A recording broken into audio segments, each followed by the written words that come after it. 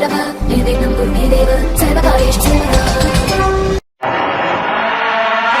रात होती है तो हम एक दिया जला लेते हैं और उसी रोशनी में खुद को महफूज समझते हैं, मगर उस रोशनी के करीब जो अंधेरा है वो अपने अंदर बहुत सारी कहानियां समेटे हुए है और इन्हीं कहानियों को आपको लेकर आता है रात के अंधेरे में।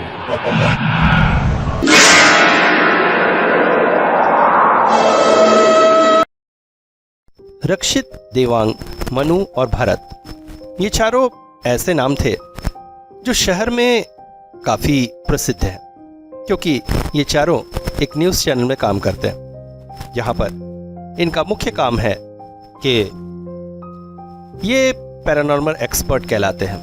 लोगों के द्वारा जब ऐसी तरह की शिकायत आती है कि कहीं पर कोई पैरानॉर्मल घटना हो रही है, तो ये चारों वहाँ पहुँच जाते हैं और वहाँ पर एक्सप्लोर करने की कोशिश करते हैं। मगर आज तक ने हमेशा निराशा ही हाथ लगी है, क्योंकि अधिकतर ऐसी जगहों पर या तो लोगों द्वारा फैलाई गई अफवाह होती है या फिर लोगों का कोई अंधविश्वास। मगर इस वास्ते इनका प्रोग्राम काफ़ी सक्सेसफुल है, बहुत पसंद किया जाता है और इस नाम से इनकी प्रसिद्धि भी काफ़ी अच्छी है। शहर में लोग इन्हें काफ़ी अच्छे से जानते हैं। आज ये चारों न्यूज़ चैनल पर बैठे हुए बात कर रहे थे। वो राकेश ने ही कहा है, उसका गांव है कोई, वहां पर उनका पुराना पुश्तैनी मकान है, वहीं पर कहते हैं ये सारी घटना है। सुदूर सरगुजा अंचल में है ये, मगर है क्या खास बात वहां की? वैसे तो सामान्य सा ही गांव है, मगर वहां की दो जगहें बहुत ज्यादा लोगों में डर की वजह है। एक है एक पुराना राजघर, जिसमें एक समय वहां के जमींदार रहा करते थे, और दूसरा है एक बड़ा सा मैदान। इस मैदान की खासियत यह है कि वहां से लोग गुजरते नहीं हैं। मैदान के दूसरे छोर पर मां काली का एक बहुत पुराना मंदिर है। लोगों का कहना है कि रात में अगर उस मैदान से कोई भी गुजरने की कोशिश करता है तो वो जिंदा नहीं बचता है। सवेरे उसकी लाश बहुत बुरी हालत में मिलती है। लाश से गर्दन उखाड़कर फेंक दी गई होती है, शरीर से दिल निकाल लिया गया होता है और शरीर को इस तरह से शख्स विक्षत किया गया होता है जैसे कोई जंगली जानवर ने उसे खा लिया हो। ऐसी बहुत सी घटनाएं होने के बाद उस मैदान को कटीली झाड़ियों से लगभग घेर दिया गया है। और वो मंदिर की भी अपनी अजीब कहानी है। मंदिर में पूजा करने का अधिकार सिर्फ गांव के एक ही परिवार को है, जो ब्रह्मचारी परिवार कहलाता है। अभी श्यामाचरण ब्रह्मचारी उस परिवार के मुखिया हैं, वही मंदिर में पूजा करते हैं और वही एकमात्र ऐसे व्यक्ति हैं जो दिन और रात को उस मैदान से आ जा सकते हैं। उनके साथ आज तक कभी ऐसा कुछ नहीं हुआ।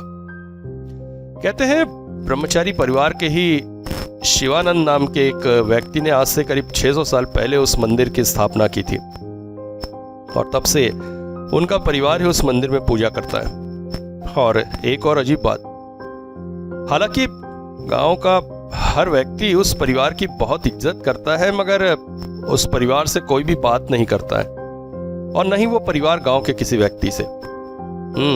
इंटरेस्टिंग। तो कब चलना है और कैसे चलना है? कुछ नहीं, ऑफिस की गाड़ी हमें राकेश के घर छोड़ाएगी और 7 दिन बाद हम वापस आ जाएंगे। 7 दिन क्यों? भाई राकेश का प्लान है वही जाने। और अगले दिन सुबह ही वो गाड़ी से राकेश के गांव पहुंच गए। राकेश ने उनका भरसक स्वागत किया। आइए आइए आइए। सभी राकेश के कमरे में बैठे थे। राकेश उन्हें बता रहा था, तो आप लोगों को पता तो चल ही गया होगा, मगर ये 7 दिन, देखिए गांव के कोई भी व्यक्ति ये पसंद नहीं करेगा कि हम उस मैदान की तरफ जाएं, इसलिए हम पहले तो गांव घूमने का प्रयास करेंगे, फिर 6वें दिन हम उस घर में बिताएंगे और 7वें दिन की रात उस मैदान में। इस तरह से पहले 2 दिन तो बीत गए। तीसरे दिन शाम के करीब राकेश उनके पास आया। आइए आप लोगों को एक चीज दिखाता हूं। वो सभी राकेश के साथ चल पड़े। रास्ता गांव के विपरीत दिशा की ओर जाता था। यहाँ पर काफी सारे आम के पेड़ और रास्ते में जंगल फैले हुए थे।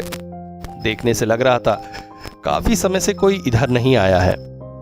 वो चलते चलते आगे चले जा रहे थे। अचानक वो एक पुराने से घर के पास आकर रुके। यही है वो राजघराना, जमींदार का घर।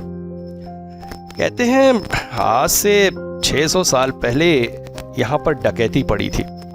डकैतों ने घर के एक एक सदस्य को निशंसता से काट दिया था। तब से ये घर वीरान पड़ा है। मगर गांव वालों का कहना है कि चूंकि यहाँ पर हत्याएं हुई है, इस वजह से यहाँ पर अतृप्त आत्माएं घूमती हैं। ओह, तो ये बात है। आइए आगे चलते हैं। वो आगे चल पड़े। चलते चलते कुछ ही दूर पहुंचकर राकेश ने उन्हें रोक दिया। रुकिए रुकिए, इससे आगे नहीं जा सकते। वो देखिए।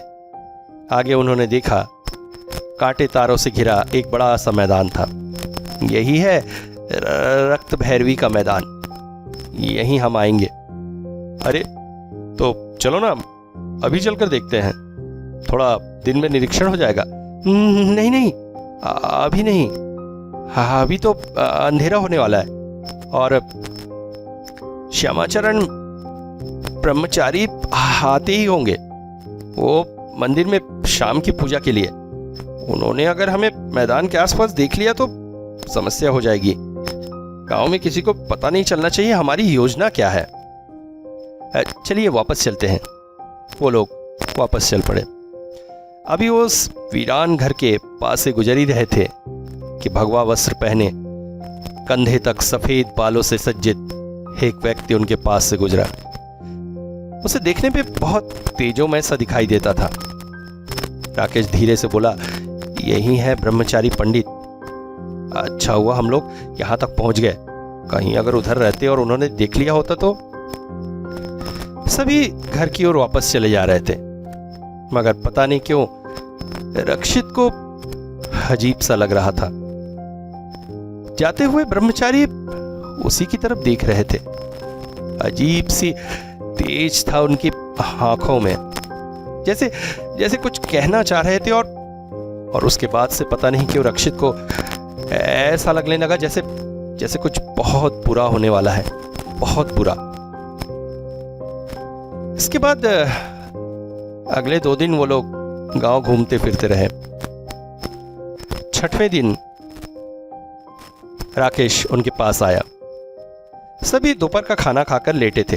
अरे हाँ, आप लोग आराम कर रहे हैं क्या? चलिए चलिए, रात के लिए बहुत सारा काम करना है। वो सभी उसके साथ चल पड़े। वो उस वीरान घर में थे। घर की हालत काफी खराब थी। आसपास जंगल और इतने पेड़ पौधे थे कि सांप बिच्छुओं का डेरा होना तो सामान्य सी बात थी। राकेश ने उन्हें एक कमरे में ले गया और बोला, ये देखिए, मुझे लगता है ये कमरा ठीक रहेगा। ये कमरा दूसरे कमरों की अपेक्षाकृत ठीक ठाक ही था। सब तुरंत ही भिड़ गए वहां की सफाई करने में।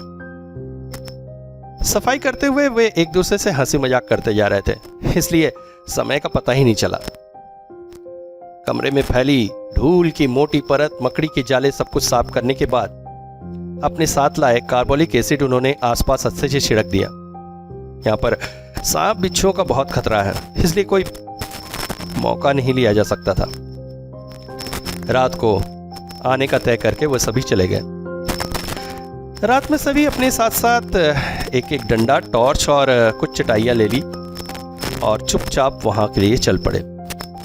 राकेश ने उन्हें बताया था कि गांव के लोग सवेरे बहुत जल्दी उठ जाते हैं और उसी हिसाब से रात को जल्दी सो जाते हैं, इसलिए रात 11 बजे वो लोग वहां जाएंगे।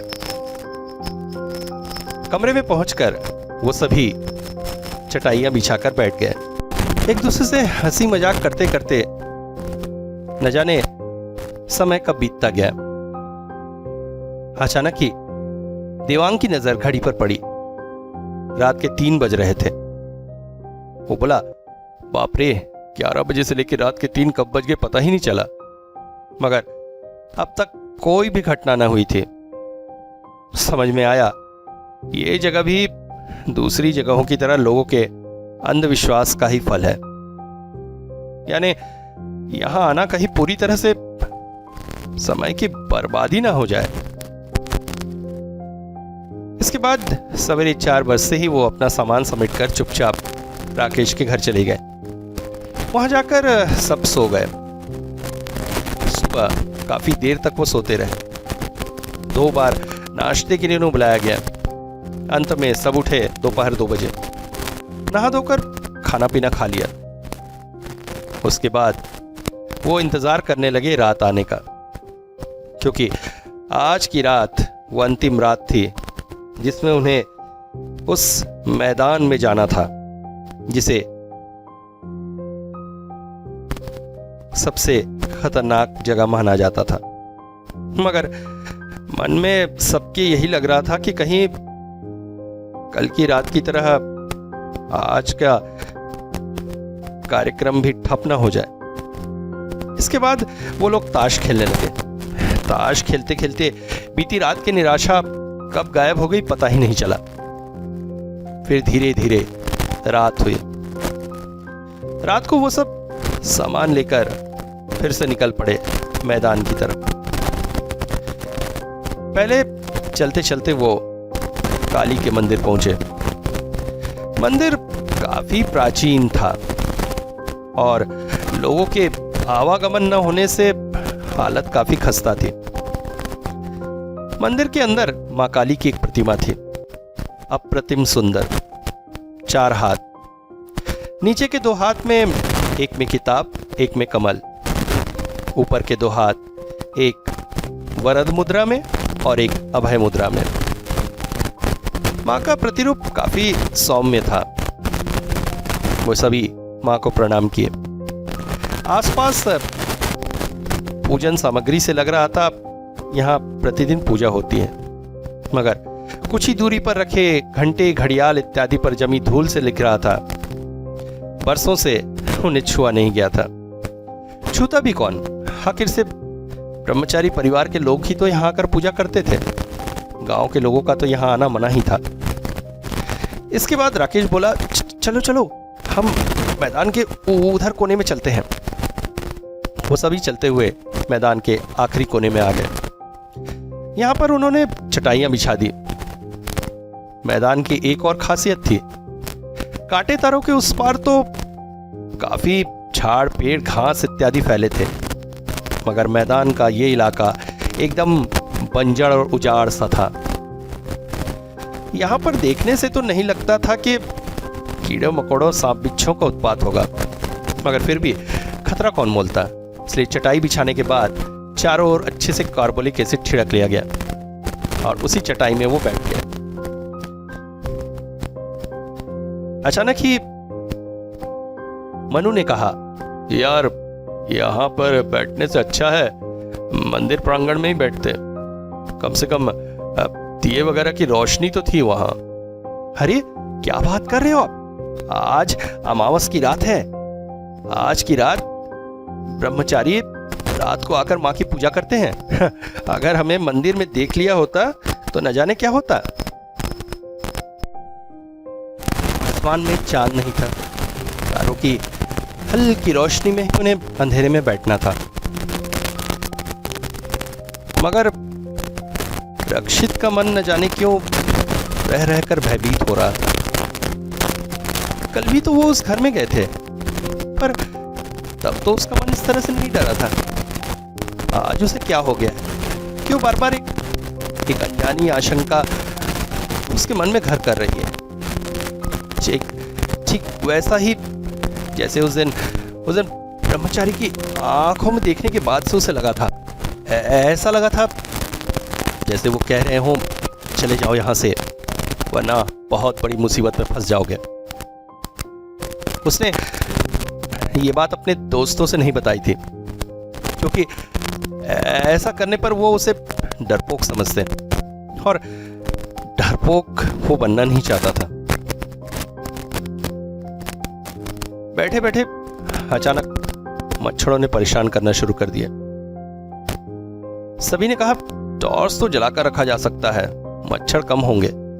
पागल मत बनो, आज वैसे भी अमावस की रात है, छोटी सी रोशनी भी दूर से दिख जाती है, और अगर ब्रह्मचारी को हम यहाँ बैठे दिख गए तो फिर तो कांड हो जाएगा। वे सभी बैठे बैठे बातें कर रहे थे, तभी सबने एक अजीब सी बात महसूस की। हवा में एक अजीब सी सड़ान फैलने लगी थी। उसकी वजह से वहां पर बैठना असंभव सा होता जा रहा था। आश्चर्य, ये क्या हो रहा है? तभी मंदिर में हल्की रोशनी दिखी। ओह, तो ब्रह्मचारी पूजा करने आ चुके हैं। सभी सांस रोके चुपचाप बैठकर समय को धीरे धीरे गुजरते देख रहे थे। अब रात के 1 बज रहे थे। मंदिर का प्रकाश भी धीमा हो रहा था, शायद पूजा समाप्त हो गई हो। पर इसके साथ साथ सड़ान वातावरण में बहुत ज्यादा बढ़ गई थी, इतनी कि सबको रुमाल निकालकर लाख में देना पड़ा था, अन्यथा वहां बैठना असंभव था। ठीक रात के 1:15 बजे एक और अजीब सी घटना होने लगी। वातावरण में अजीब सी एक गो गो की आवाज गूंजने लगी। तभी मनु ने कहा, भाई मेरे विचार से यहाँ से निकलना ही ठीक रहेगा, क्या कहते हो? हालांकि ये डरपोक सी बात थी, पर जैसी परिस्थिति हो रही थी, सबने बिना कहे ही मनु की बात का समर्थन किया और जल्दी जल्दी सामान उठाने लगे। तभी अचानक उन्हें ऐसा लगा जैसे जैसे आसमान से बहुत सारी बिजली एक साथ नीचे गिर पड़ी हो।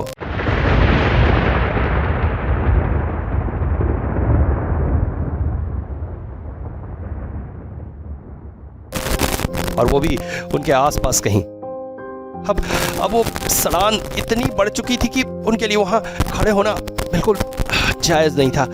उन्हें उल्टी सी आ रही थी, और इसके साथ साथ वो गो गो की आवाज बहुत तेज हो चुकी थी। और तभी उन्होंने अंधेरे में ही महसूस किया कि आवाज अब एकदम पास में है। सड़ान बहुत अधिक बढ़ चुकी है, और उनके सामने एक भयानक आकृति खड़ी है, जिसका शरीर आधा सड़ा गला हुआ सा है, और वो अत्यंत भयानक दिखने में है। उन्हें समझ में नहीं आया वो क्या करे, और फिर जो जिधर पाया दौड़ने लगा। अंधेरे में किसी को भी रास्ता नहीं मिल रहा था, मगर सब अपनी जान बचाने को भाग रहे थे। भागते भागते अचानक रक्षित मंदिर की तरफ पहुंच गया। मंदिर के प्रांगण के पास वो पहुंचा ही था कि अचानक किसी के गिरने की आवाज आई। वो पलट कर देखा, मंदिर की दिए की रोशनी में उसने देखा उसके ठीक पीछे मनु था। मनु वो लड़खड़ाकर जमीन पर गिर गया था। वो उठकर दौड़कर उसकी ओर आने की उसने कोशिश की, तभी अचानक दो सड़े गले हाथों ने उसकी गर्दन पकड़ ली। और इसके बाद का भयानक दृश्य, रक्षित की आंखों में खून सा तैर उठा। उस भयानक हाथ ने जोर से झटका दिया, और मनु का शरीर बिना गर्दन के ही जमीन पर धाड़ से गिर पड़ा, और गर्दन उस भयानक आकृति के हाथों में थी। वो भयानक रूप से हंस रहा था।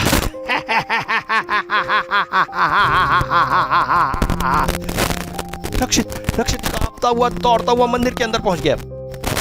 मंदिर के अंदर माँ काली की प्रतिमा के ठीक पास जाकर बैठ गया। उनके पैरों को अपने हाथों में ले लिया। माँ रक्षा करो, उस भयानक प्रेत से मेरी रक्षा करो माँ। ये किस मुसीबत में हम फंस गए, एक बार बचा लो। दोबारा जीवन में कभी भी किसी भी समय ऐसे किसी एक्सपेडिशन पर नहीं आऊंगा। बाहर प्रेत की खूंखार हंसी गूंज रही थी, अंदर मनु थर-थर कांप रहा था। कुछ देर बाद जैसे सब कुछ शांत हो गया। रक्षित मां काली के चरणों में लिपटा हुआ चुपचाप पड़ा था कि तभी अचानक किसी ने मंदिर का दरवाजा खोला। रक्षित कांप उठा, नहीं, वो प्रेत अंदर। मगर नहीं, उसके सामने वही आकृति खड़ी थी जिसे उसने उस घर के पास देखा था। श्यामाचरण ब्रह्मचारी। क्या हुआ, डर लग रहा है? उनकी आवाज उसके कानों में पड़ी। महाराज बचा लीजिए, वो प्रेत मेरे साथियों को मार दिया, मुझे भी। डरो मत, मां काली की शरण में हो तुम। बैठो, तुम्हें कुछ बातें बताता हूं। देखो, इस मंदिर की स्थापना आज से 600 साल पहले हमारे पूर्वज शिवचरण ब्रह्मचारी ने की थी। वो तंत्र सिद्ध व्यक्ति थे, पूरे भारत में तंत्रवेत्ता के रूप में ख्यातिमान थे।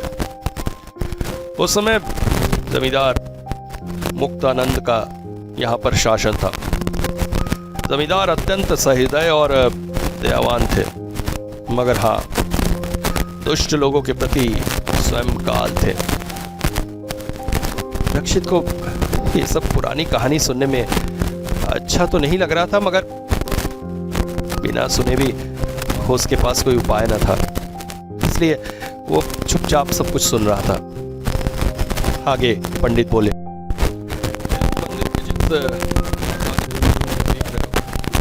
वो है भैरवी। 10 महाविदाओं में पंचम महाविदा। मां का स्वरूप अत्यंत नम्र है और मां की कृपा से हमारे गांव में खूब समृद्धि आने लगी। जमींदार भी अत्यंत प्रसन्न थे, मगर तभी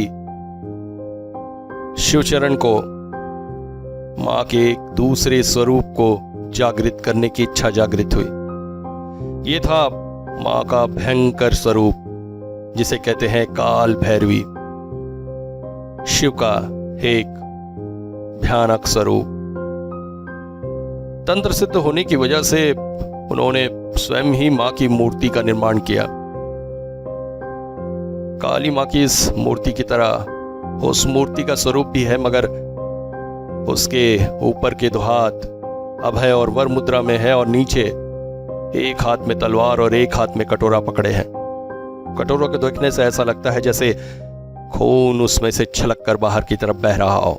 शिवानंद ने तय किया था कि वो मां की मूर्ति को सिद्ध और जागृत करेगा और उससे तंत्र शक्तियां प्राप्त कर गांव के उत्थान करेगा। इसी गांव से कुछ दूरी पर डाकुओं का एक दल भी था।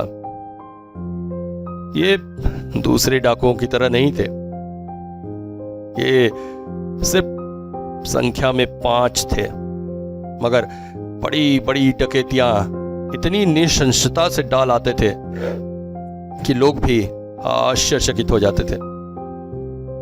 जिस काम को 20-25 लोग मिलकर न कर सके, वो ये कर जाते थे, और इसका कारण था कि वो 5 तंत्र सिद्ध थे और अपनी तंत्र विधा के बल पर ही वो ये डकैतियां डालते थे। उनका सरदार शंभो सबसे ज्यादा खतरनाक था, क्योंकि वो पिशाच सिद्ध था। एक बार उन्होंने जमींदार के घर पर डाका डालने की कोशिश की थी, मगर जमींदार की वीरता और शिवानंद ब्रह्मचारी के तंत्र शक्ति की वजह से उन्हें परास्त होना पड़ा था। तब से वो खुन्नस खाए हुए थे। जमींदार के छोटे बेटे के विवाह का कार्यक्रम आयोजित हुआ और तभी उन कुकर्मियों ने निश्चित किया कि वो दोबारा जमींदार के घर पर डाका डालेंगे। चूंकि सभी विवाह समारोह में व्यस्त होंगे, इसलिए सावधान कोई भी ना होगा। मगर इस डाके का असली लक्ष्य था शिवानंद के द्वारा बनाई गई वो मूर्ति, क्योंकि अगर डाकू शंभू को वो मूर्ति हासिल हो जाती तो वो तंत्र जगत की कुछ ऐसी शक्तियां प्राप्त कर लेता कि उसके पश्चात उसे परास्त कर पाना किसी के लिए भी संभव न था। इसलिए उसका असली लक्ष्य वो मूर्ति ही थी। शादी की रात जब सब जश्न में व्यस्त थे, तब उन्होंने जमींदार के घर पर धावा बोला और बड़ी ही निशंसता से एक एक सदस्य को मार डाला। इसके बाद वो काली मंदिर की तरफ बढ़े,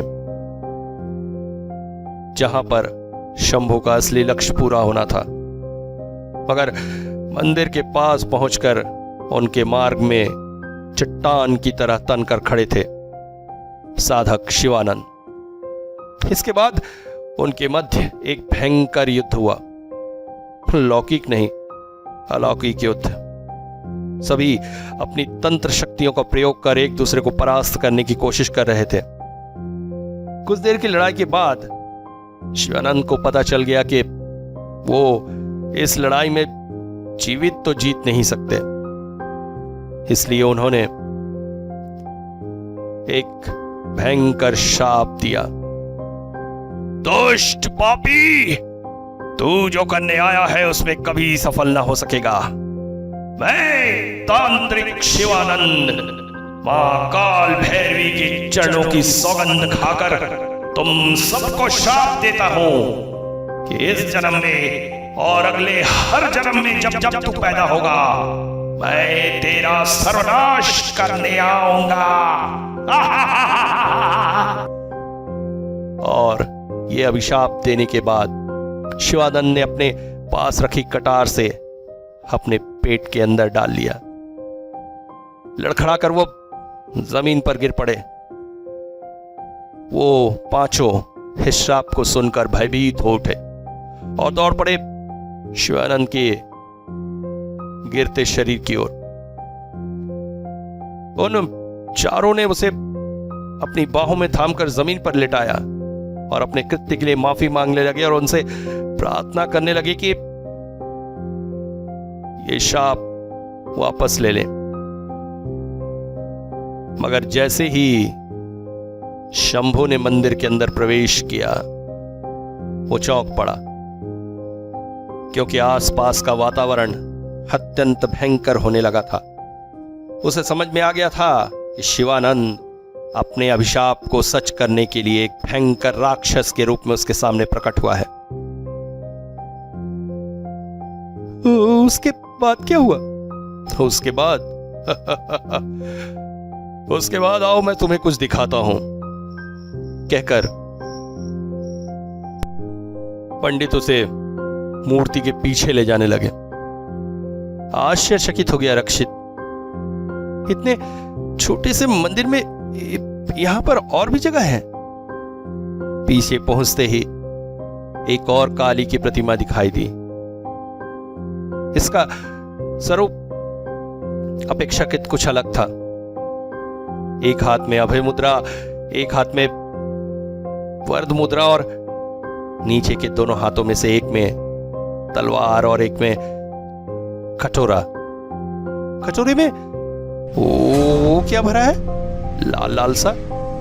हाँ, ये तो ताजा रक्त है जो कटोरे में से छलककर बाहर भी गिर रहा है। मगर अगले ही पल उसने जो देखा, वो देखकर उसके हाथ पांव कांप उठे। सामने एक बड़ी सी थाली थी जिसमें 5 खंड बने हुए थे, जिसके 4 खंडों में क्रमशः देवांग, मनु, भरत और राकेश के कटे हुए सर रखे थे। क्या? अब तक तुम्हें समझ में नहीं आया डाकू शंभू? हाँ, तुम ही हो इनके सरदार। और एक बार फिर से मैं आ गया हूं अपने दिए हुए शाप का पालन करने। रक्षित के हाथ पांव कांप उठे, क्योंकि इस वक्त उसके सामने वही भयानक प्रतिमा खड़ी थी जो कुछ देर पहले बाहर उसके साथियों का मौत का कारण बनी थी। ये क्या, ये उसके साथ क्या हो रहा है? उसके उसके पिछले जन्म के कर्म इस जन्म। मगर तब तक उसकी गर्दन उसके शरीर से अलग हो चुकी थी। सामने बैठे दोनों बच्चे एकटक अपनी नानी की तरफ देख रहे थे। नानी कहानी खत्म की। मगर आपको ये सब कैसे पता चला? माँ का दिल बेटा, माँ का दिल, माँ के दिल को सब दिखता है। अपने मामा की असामयिक मौत के बारे में रिजू ने सुना जरूर था, मगर वो ऐसे हुई थी उसने कभी सोचा भी नहीं था। रिजू और कोई नहीं, राकेश का ही भांजा था, जो इन दिनों गर्मी की छुट्टियां बनाने अपने मामा के घर आया था। रिजू और उसका छोटा भाई सीजू। रिजू इस साल 12वीं दे रहा था, छोटा भाई 8वीं में था। रिजू एक तरफ जहां आंधी तूफान की तरह था, सीजू सीधा साधा था। जब से आया था रिजू पूरे गांव में दौड़ते फिर रहा था। गांव के लगभग हर हिस्से को उसने खंगाल कर देख लिया था। बस अब बचा था वो पुराना सा वीरान मैदान, जिसकी तरफ जाना गांव वाले किसे ही गंवारा नहीं करते थे। वहां सुना है एक मंदिर भी है, जो पिछले 10 सालों से बंद पड़ा है। एक बार अगर वहां जाने का मौका मिल जाता। मगर जब से नानी से उसने वहां की कहानी सुनी, तब से उसका मन और ज्यादा व्याकुल हो उठा। मनी मन उसने सोचा, आज की रात वो वहां जाकर रहेगा, फिर चाहे कुछ भी हो जाए। अपने भाई को इस विषय में वो नहीं बताएगा। हालांकि पिछले कुछ समय से छोटे भाई को लेकर वो घूमता रहा है, क्योंकि अकेले घूमना अच्छा नहीं लगता है। मगर इस जगह वो अकेला ही जाएगा। और उस रात हाथों में एक टॉर्च लिए वो चुपचाप मैदान के जंगल को पार करता हुआ मैदान के अंदर घुस गया। चारों ओर घनघोर सन्नाटा था। धीरे धीरे चलते हुए वो मंदिर के पास पहुंचा। मंदिर के चारों ओर लंबे समय से किसी के न आने की वजह से जंगली झाड़ पेड़ फैल चुके थे। मंदिर का दरवाजा बंद था। उसने धीरे से दरवाजा खोला और अंदर की परिस्थिति को देखकर वह आश्चर्यचकित हो उठा। मंदिर के अंदर एक भगवा वस्त्र पहने हुए व्यक्ति बैठा हुआ था, और इसके साथ साथ चारों ओर फैल गई बहुत भयानक सड़ान। उसने पूछा, कौन है आप?